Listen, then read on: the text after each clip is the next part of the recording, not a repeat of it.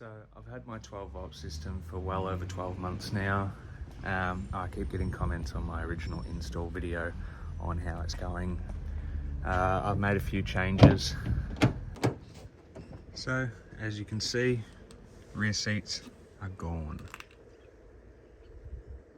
Reason for that was I don't have children, so I don't need the rear seats. I don't need the child seat anchors or anything.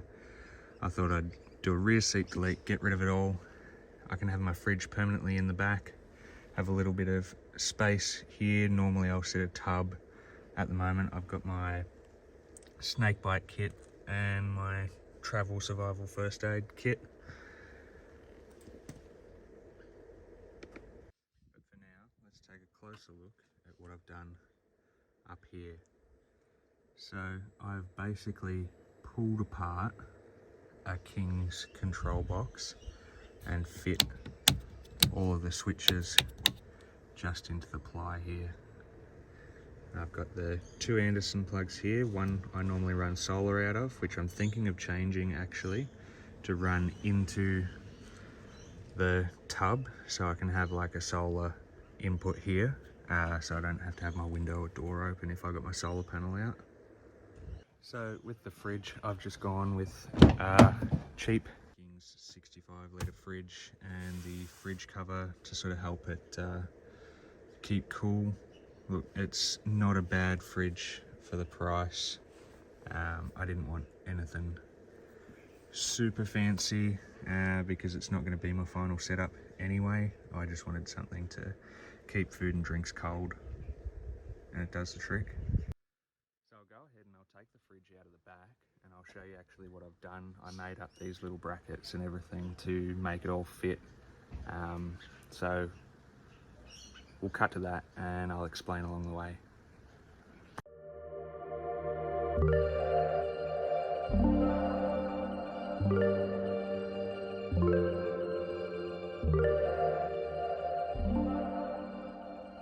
So I've made this all out of ply and just spray painted it black for now. Eventually I might carpet it. I'm still undecided on whether this is going to be the final product anyway. So it's just held in by a screw here and a screw on the other side, and just some cheap hinges down the bottom so I can lean it forward all the way. And that's the kick-ass 170 amp hour dual battery system with the DC to DC charger and a King's control box disassembled and reassembled into the ply. These little bracket things are great. Just buy them from Bunnings, they're a couple of bucks each. And I took the spare of the brackets and bent them into this little U shape. Whacked a nutsert in there, a nutsert in like the factory holes, so that can bolt in there. Screw comes through, or bolt comes through the ply and then into this nutsert, and then holds it all up in place. It's pretty good. I haven't really noticed much rattling around. Still undecided on if this is going to be my final setup or not, but we'll take you around to the dual battery system.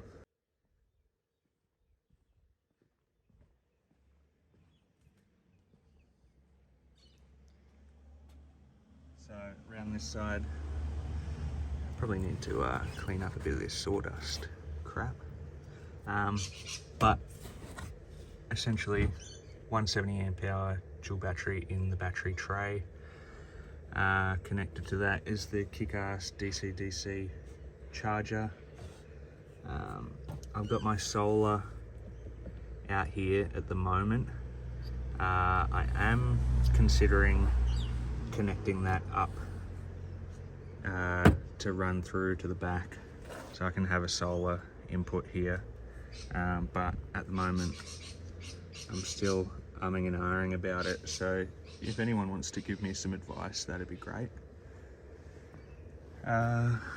So the King's control box, for the price that it is, it's not bad, like given all the components that you get with it. And I just took it apart and made it fit my needs. And I think that's the beauty about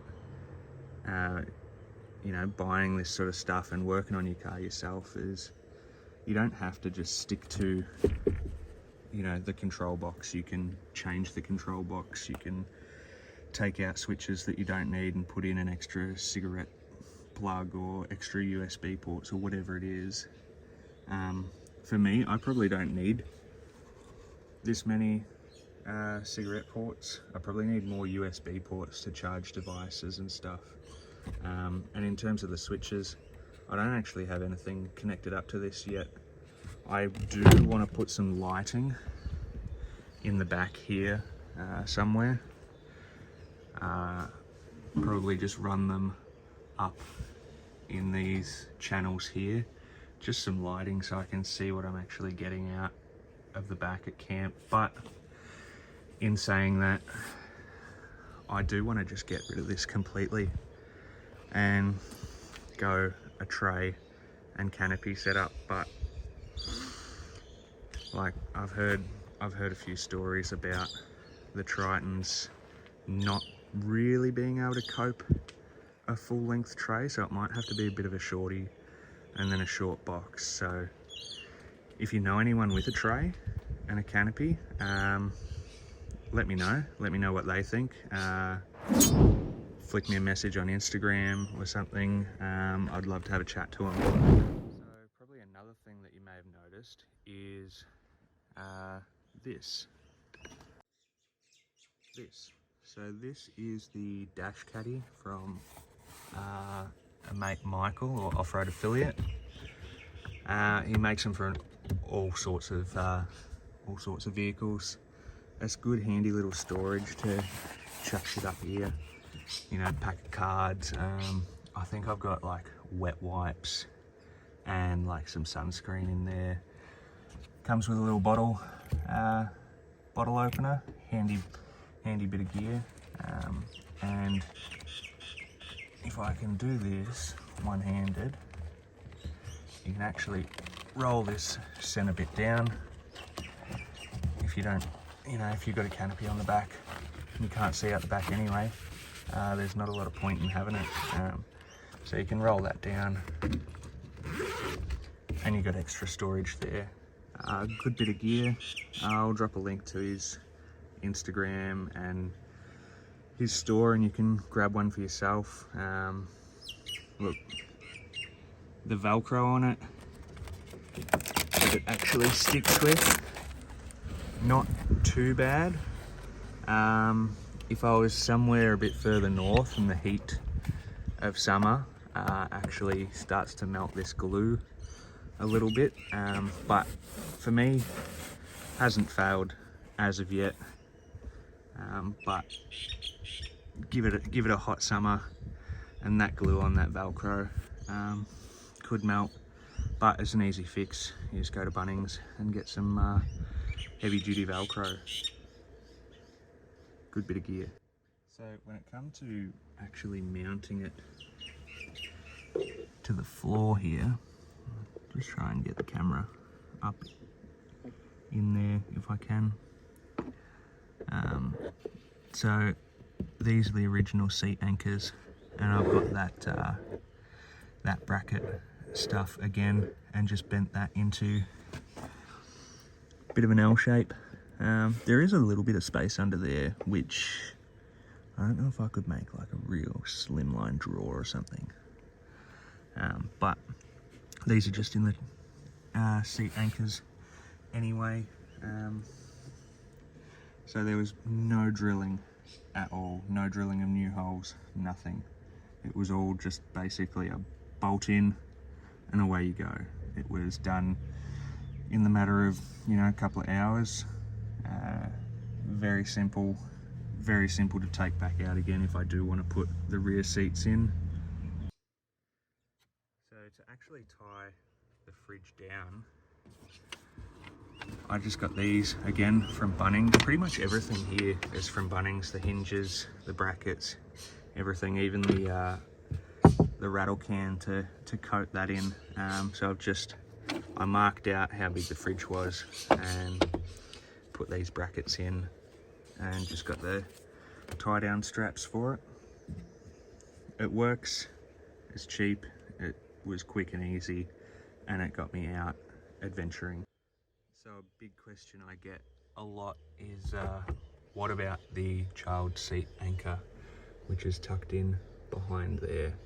It's not gone, but that battery tray covers it, and I actually used the child seat anchor bolt hole to bolt the battery tray into the back, and then there were 2 or 3 bolts that I drove through the actual floor to hold everything into place. Like, you want that battery tray to be secure, so you can tighten that battery as much as possible, because you don't want that rattling around while you're out full driving, because trust me, it will annoy the absolute crap out of you. For the bolt holes that went through to the bottom, I put nutserts in. Big fan of nutserts. I put 2 nutserts in the bottom, and then put the bolts in, then actually climbed underneath the car and then just put a little bead of silicone around that nutsert. Not that any water's going to come through, but I thought it's probably better to be safe than sorry. So that's just what I've done. Might not have been necessary, but you know, I was doing work on the car anyway, so for the matter of 2 minutes to crawl under there and put a dab of silicone on, I think it was worth it.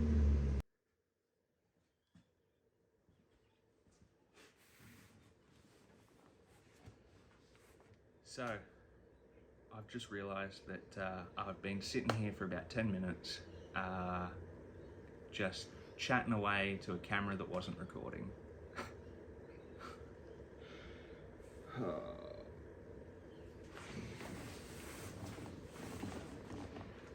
Anyway guys, that is it. Just wanted to do a quick video just to show you guys what I've done since I've installed it, how it's been going, and just a little bit of an insight into why I've actually done it that way. But if you guys have got any better ideas, send them my way. I'm happy to rip this out completely and start from scratch if someone tells me a better method of doing it. Look, it's so easy to put those rear seats back in too. So if you are going to do this, I would recommend keeping those rear seats if you've got the storage to do so, because I mean, when I sell this, I'll rip all that out, put the rear seats in, so someone's got, you know, a fresh start. They can decide whether they want to rip the back seats out, or, you know, whether they want to keep them. If they're a family going camping, they might need that room, they might need that child seat anchor, stuff like that. You know, I don't want to do things to my vehicles that can't be undone, if that makes sense. You know, I haven't purchased my dream car yet, and when I do, then I would consider doing more permanent changes. But for now, a lot of the things that I'm doing are just temporary. Like, I mean, this tub rack, that's 4 bolts holding that in, and that can be taken off easy if I sell it and someone doesn't want the tub rack, doesn't want the tent, anything like that. It can be basically returned to stock again. You know, I'm a big fan of doing these simple little mods that get you out and about, but they can be easily reversed if you want to sell the vehicle, or you change your mind and you want to go a completely different direction with your build. So hopefully this helps you guys. I get a lot of ideas from you guys, from the community, and that just seeing on Facebook, on Instagram, of how everyone else sets their things up.